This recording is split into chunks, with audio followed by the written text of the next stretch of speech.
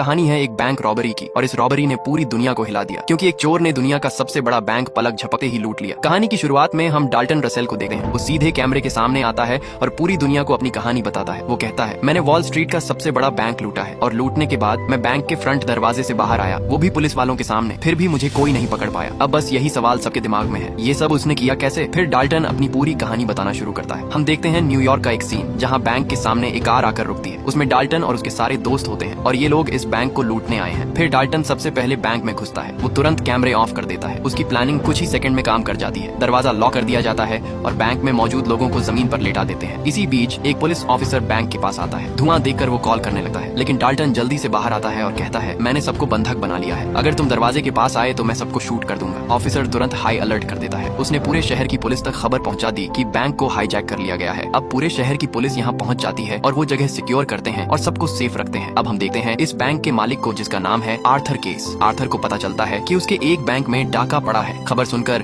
Case काफी घबरा जाता है, लेकिन वो कंफ्यूज हो जाता है कि कौन से बैंक में डाका पड़ा है क्योंकि उसके बहुत सारे बैंक हैं। इसके बाद वो एक पावरफुल दलाल मैडेलिन व्हाइट को कॉल करता है और वो मैडेलिन व्हाइट को बोलता है कि मुझे किसी भी कीमत पर वो कीमती सामान बचाना है, तुम चाहिए मर्जी हो उतना पैसा ले लो। क्योंकि आर्थर का मकसद सिर्फ एक है, अपने परिवार की कीमती विरासत बचाना जो उस बैंक के सिक्योर डिपॉजिट बॉक्स में रखी है। लेकिन मैडेलिन अपनी शर्त रखती है। वो कहती है, अगर पहले तुम मुझे बताओगे कि उस बॉक्स